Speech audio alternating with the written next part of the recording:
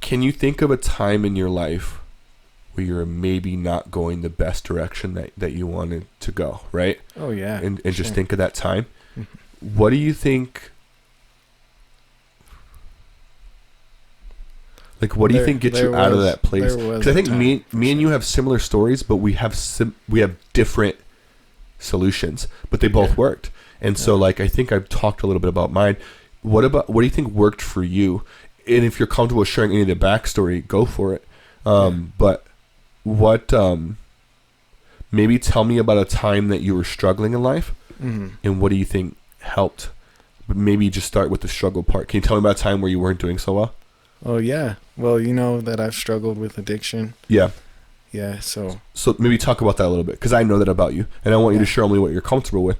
Like what are you willing to share, or what are you comfortable with? Like when you say addiction, what were you using? What were you? How old were you maybe? And just kind of maybe talk about that a little bit. All right. Well, I'm gonna refill my water cup real quick, but keep talking. Okay. Cool. It started off when I was just probably second or third year in college, and I was playing basketball one day, and I ended up freaking fracturing my ankle. And I think that was like pretty much the beginning of my using of hard drugs, of opiates, because I started getting some, like I stopped boxing at that point. Like I was training in boxing, and I was like riding my bike to school, and I was just living like a very active life. I was going. Yeah. And things were kind of good, but something was off though internally. I could definitely recall like I had so much anxiety and like uncomfortable unhappiness going on with my own self for some reason. Just like before that? Yeah, like an awkward, some type of energy. Like I was almost like a bottomless pit, or like wasn't happy with myself, and like had a very low perspective of my own self, like a really low self-worth. So do you think whenever you broke your ankle? So I broke my ankle playing basketball, like I fractured it, and I was just like lazy. I was just out of the game, just boom, just laying up. And I just went and started hanging out with some of my other friends from high school, like less reputable people that weren't doing shit, just playing video games and just hanging out. And they had some Oxycontin pills, some Oxycontin prescription pills. And I tried one, and like it really did something good for me. I remember that first experience, like so it just let me take you back a little bit. So you asked them for the pills, or they just offered it because of your ankle? Well, I was just hanging out with him, and then they got some, and they were doing it, and they offered a little bit, so I tried some too. Do you think that you took it because you were hurting physically? No, I think I was just like, it just threw me out of my active life, so I was just like, boom, lazy, and I was off my game, and I was just chilling. Then I went and I was chilling with the people that weren't so good for my life, and they were doing it, so I just tried it then too. Got you. I just want to see, because some people do opiates because they want to, because they have a real injury. Because they were injured. So you're saying that your motivation was just because so they were doing them for fun. Yeah. And they said, "Hey, Yemi, do you want to try some of this?" Yeah. Do you remember what they were? Yeah, they were blue. We called them blue boys. Were they? They were fucking. Are they like Oxycontin? 30 milligram. And I've never done Oxycontin. Is it like It's like a synthetic heroin. Is it like a muscle relaxer, pain reliever? What would you? I would say it's like a numbing. A numbing. Relaxing. So you feel it more physically. Yeah. Okay. Sorry, I just wanted to make sure. And mentally. Mentally too. Yeah. So you started taking these around them, and then keep going from there.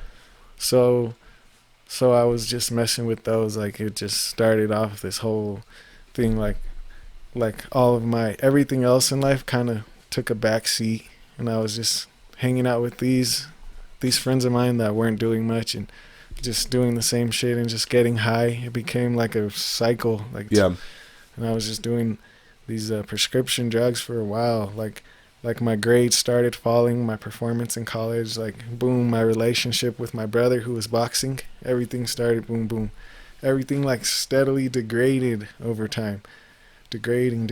And then all of a sudden, like some weird shit happened with all the doctors in Las Cruces, and like the pills became super fucking like hard to find. They just like from one week to the next, like boom, they were like gone. It was weird. Like they cracked down on the doctors who were prescribing them. So they just like went away. And up until that time, I was like, I'll never do heroin.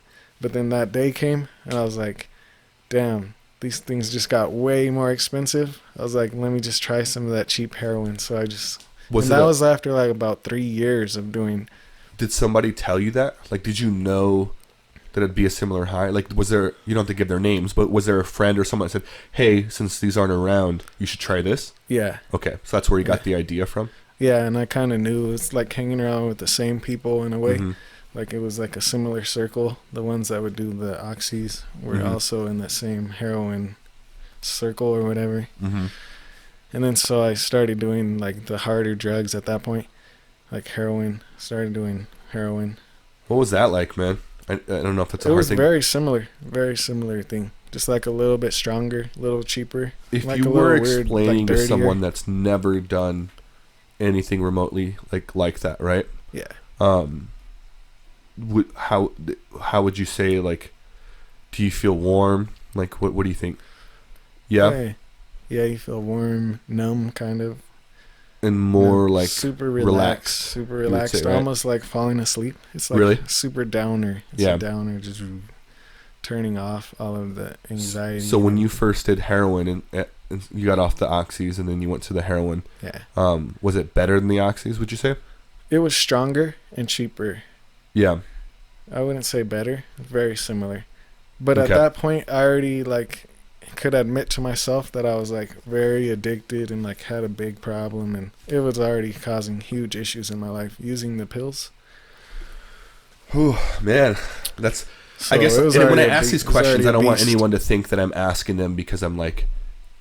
I take it very seriously. I guess I'm mostly trying to understand what it's like to be someone that went through that. Because I have a similar addiction thing, but in a different thing, right? And if someone asked me, I'd want them to understand what it's like. Because if someone's considering it, I want them to understand where it leads, right? Mm-hmm. And so that's where I'm asking. And so you're saying, if you don't mind me asking this, you just said something. You said that you knew that you were already having issues. You knew that you were losing your family. Mm-hmm. You knew that your relationships were coming to a distance before you even did heroin. Yep. But yet you did it anyways. Oh, yeah. I was already in big trouble. Like, I was already highly addicted and dependent on that substance. Like, would you say physically? Physically, yeah. You're dependent on it. Yeah, the opiates are very physically addicting. Like, you don't realize it for a little while at the beginning, but then you realize, like, oh, shit, I kind of need that shit to, like, feel all right. Yeah, so, like, it's scary. Is it hard for you talking about it or no? No. Okay. Because I just want to ask. I'm not telling, like, a war story or anything. I'm just telling, like, it was an experience. Yeah, well, it's your war story. Yeah, these are your war stories, I guess, if we can classify them as anything. But I just want to make sure, man. Yeah, so it was just a cycle of destruction, like... Just like I don't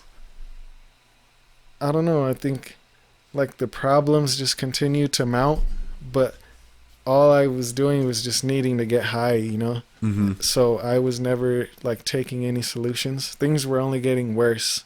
And then I was just losing more and more integrity. So I was just like doing worse and worse things to get the high. Like at times, you know what I mean? Yeah. Just like lying and stealing and just shysting people and just fight, like weird conflicts, and just really I was just doing a lot of shitty things, you know? Yeah. At that point. So it was a struggle for and how long? It was about a 5-year thing. 5 year span. 5 or 6 years, yeah. Dang, I don't even think I knew that. I think I knew you struggled, but I didn't know it was that long of a window. So for 5 years. So I'm going to assume by the end of this, if your relationships with your family and friends were already going down the drain, by the end of the 5 years, they've got to be in like a pretty shitty spot at that point, right? Yeah. What do you think? Do you remember a moment or anything where you're like, hey, I got to stop doing this? Or yeah. Yeah, I wasn't even like really lying to myself after a point. I was just like, damn, this is terrible. Like, and I was fucking like completely miserable with it, you know what I mean? Yeah. Like I didn't like what I was doing at all. Like I wasn't even in denial. I was just like, oh fuck, this is sucky. Like, but I was just, it's hard to change when you're in that fucking like whole group and cycle and routine and stuff. It's like, it's hard to make a change out of So how did you do it? I needed a nudge from the judge, or so they say. But basically they had to send in a freaking task force to my house, and they took me to jail. So what was the task force doing there? It was a drastic fucking removal from the situation. So they came in looking for drugs and they found you guys? Oh, no, they came into my house because I was absconding already from probation. So they had what does that mean? Absconding. Like you weren't checking in? Yeah, it wasn't checking in. So they had a warrant for my arrest and they came. Got you. So they came. Did you have drugs on you when they came there? Like what did they arrest you for? Just for missing probation? Yeah, it was just for missing probation because I already had a felony of possession. Were you high when they arrested you? Yeah, for sure. So you went to jail all the time. I was always high. So you went to jail, kind of high. And I did have a little stuff in my possession at the time. So they probably charged you with that, right? Mm-hmm. Okay. Yeah. Sorry. Dude, my nose is kicking up right now. That's a whole story in itself. Yeah. No, I want to keep following you. Where what'd you say that was a cool story in itself? No, that's a whole story. Which one? What part? Like getting caught with that other stuff. Okay. Is it a story you want to talk about or no? We'll just keep going. Okay. Okay. So they catch you go to jail, and that's where you decide to get clean? So that was the beginning of my like escape from that situation. That was definitely like at first I was like, oh fuck, this is terrible, like poor me. Yeah. But looking back, I'm like, oh my goodness, thank goodness, like thank you for Why did you think poor me? Let's go back to that. Because I'm fucking going to jail, you know what I mean? Like everybody's like, nobody wants to go to jail. Yeah, no. So they're gonna be like, oh fuck, why me? You know what I mean? And I can't get high in jail. Yeah, it's like holy fuck, this is gonna suck. And then what happened in jail? Sucks. Was it? I'm assuming it's a pretty terrible first 48 hours to probably 3 days, right? Just detoxing. Oh, it was a miserable like 25 days for me. Oh shit! It was a miserable. See, this is good insight because people always assume it's way quicker. No, it was hard. It was coming off of heroin was pretty tough. It was like in my bones and stuff. I've heard stories like this, and so literally like, damn man. So like you felt in your bones. Yeah. Like, was it like? Did you have trouble sleeping, eating? Like what was it like? Like I remember the feeling, like sleeping was very terrible, and like eating, like everything was just really like, it sucked. Like sour stomach, completely sour for like a week or two. Yeah. And sleeping, couldn't sleep for sure. Just like sweating and up all night type of no sleep, like a fever almost. Yeah. So it's really hard. And then like I remember the experience of like, after about 2 or 3 weeks, like eating food, and then you know how when you eat something sour and it fucking like hurts right here, like that, like it's like the zing of it. Yeah, like your glands, glands like sting. I remember like eating food was like that for a whole week. Like food in general. Like the flavors were just coming back, just boom. Oh Jesus! Like man. I remember like things like that were happening. Like I could feel myself coming back to life almost. Really? Like coming back from the dead. Dude, that's interesting, man. That's like, a cool concept. Things were coming back on, like reactivating, like my sense all of your taste senses, all the things that you were suppressing. Did your dreams get weird as fuck? Oh yeah, yeah, for sure. They like intense, vivid dreams for sure. I don't recall them specifically, but I've always had like a weird thing with dreams. Yeah, like getting messages about the way I'm living and everything. But yeah, I think I don't know. Dreams are a trip. And then, so whenever all this was happening, how long did you do in jail? So I did 5.5 months in jail. And then you got out and you went to a halfway house? Yeah, I got court ordered to a recovery home in Alamogordo. And what do you think about that recovery home? I think it was a great experience. Like when I was in jail, I was afraid to get out. I was afraid to be released back to the streets because I didn't know. You know, I was worried because if they would have let me out, I feel like I would have been in a similar situation to when I went in. Same people, same area. And I was just kind of praying. I was like, just let everything be wiped away. Just wipe all of the old things away. And my prayers were kind of answered. Like my old apartment, boom. So your recovery home had an apartment? Is that what it is? No. Like when I was in jail? Yeah. Like the apartment I was living at before I went to jail. Like boom, that got closed out. Oh, the whole apartment did? The whole apartment got closed out. Oh, shit. Everything, just all the old stuff, gone. All of it gone. So it wasn't even there. Even if you did go back, it wouldn't have existed. Yeah, that got wiped out. Just, my phone, they confiscated it. It was gone. So no old phone, no old house. So things were getting wiped away. And I was still afraid. I was like, all right, so I don't know what's gonna happen when I get out of here, but I was a little worried. Like, what am I gonna do? Gotcha. And then the judge court ordered me to a year at the recovery home. So that worked out. I felt like that was another universe was just kind of guiding me. So what was the recovery home like? Because I feel like when people hear recovery home, they don't really know what that is. So maybe break down like what it is. So it's like a big property, and there was dorms in the property, mm-hmm. and it's a men's recovery home. It's just all men, and when you say property, is it like a home or is it like an apartment building? Like a piece of land. It was a big piece of land with buildings. Like multiple buildings. Yeah. And then so there's rooms in each building, I'm assuming, mm-hmm. right? There was like a dorm, like a stretch of dorms over here, like mm-hmm. maybe 5 big rooms with 30 beds over here, and then there was a main building right here with offices where the... So how many people were in the recovery home total? There was it ranged, but there was at most 56. It's a lot, and man. at least 25 or I'm 20. glad you explained that because I was picturing something different. Yeah, it was big. It was and then this is kind of like where you did most of your work, huh? Yeah, it was a good experience for sure. It was all AA based, like Alcoholics Anonymous. 12 steps. Yeah, it was a 12-step thing. So we would have to wake up at 5:30 in the morning. And do what at 5:30? Morning meditation at 5:30. So the whole house wakes up and we'd go read the big book, read some passages out of it. Yeah. And then we just start our day like everybody had to work to mm-hmm. pay rent. You had to pay rent there, so you had to find a job within the first month and just start paying rent and just living, doing your thing. Do you think that you found, what do you think you gained the most out of that year? Like, what do you attribute? Because you've been doing very well since then. So, is there something in your mind that you can pick out, like, this is one of those things that, did it for me, or...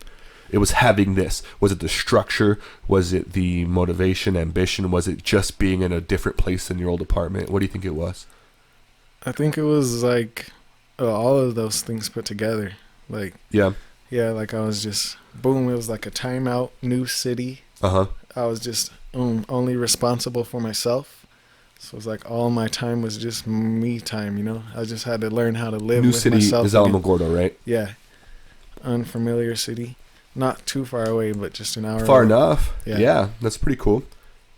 Yeah, so it was a cool experience. What's the name of the home? I feel like you should shout it out. It's called the Step House. The Step House in Alamogordo. Yep. And I think it's good for them because they'll probably get more people to go, and it's good for people like me and you who care that people get help they need. Yeah. And so if someone was going through something similar to what you were just talking about, they could go there, right? Yep. And then do you know what it takes to get in there?